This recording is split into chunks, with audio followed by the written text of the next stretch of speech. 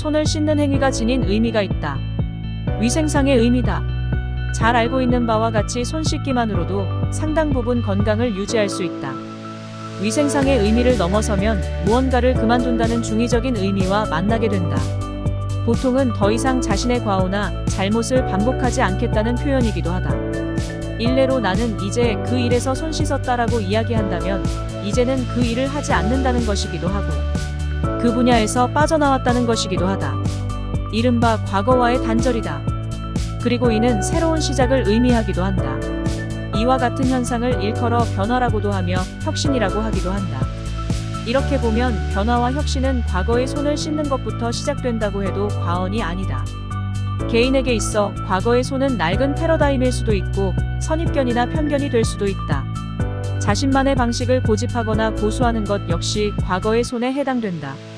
이와 같은 손을 씻지 못한다면 변화와 혁신은 글자와 선언에 불과할 뿐 현실에서 마주하기 어렵게 된다. 그렇다면 어떻게 손을 씻어야 할까? 어려운 일은 아니다. 화장실에서 손을 씻는 상황을 접목해보면 된다. 손 씻기의 효과를 얻기 위해서는 적어도 30초 이상은 씻어야 하는 것처럼 과거의 손을 씻기 위해서도 소정의 시간이 필요하다. 일종의 자아성찰을 위한 시간이다. 이때 지나간 것에 대한 아쉬움과 후회 혹은 자신의 과오 등과 같이 부정적인 측면에서의 성찰만 하면 안 된다. 스스로 위축되고 자신감이 저하되기 때문이다. 따라서 자신의 강점이나 장점 그리고 잘했던 것 등과 같이 긍정적인 측면에서의 성찰도 병행되어야 한다. 다음으로는 객관적인 측면에서 접근해봐야 한다. 당연한 말이지만 한쪽 손만으로는 손을 씻기가 어렵다.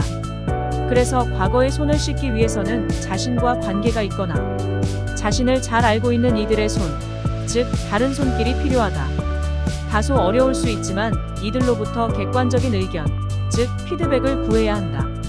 피드백은 자신이 잘하고 있어서 지속적으로 해야 하는 것과 자신을 위해 그만두거나 멈춰야 하는 것, 그리고 새롭게 시도해보면 좋을 것의 범주 내에서 구하는 편이 좋다.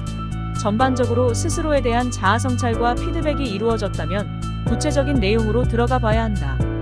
손을 씻을 때 손등과 손바닥만 씻는 것이 아니라 손가락 사이사이를 씻고 손톱 아래 부분까지 씻어야 하는 것과 마찬가지로 과거의 손을 씻기 위해서는 작은 부분에까지 신경을 써야 한다.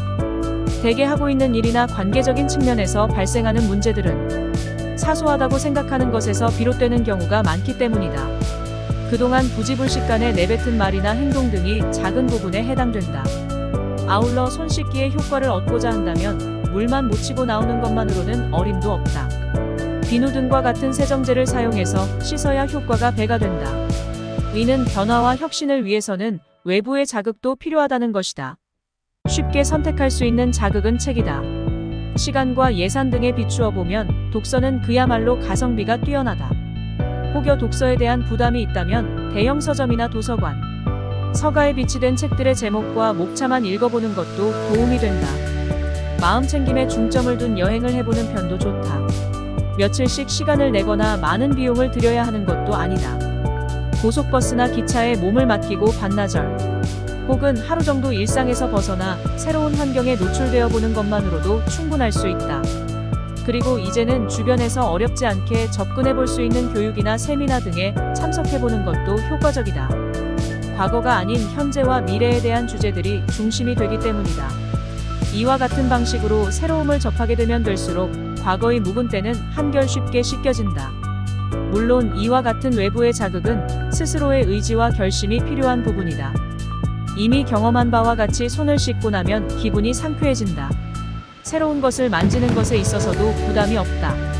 개인에게 있어 변화와 혁신이라는 상쾌함과 자유로움도 이와 같은 내면의 손 씻기로부터 시작된다.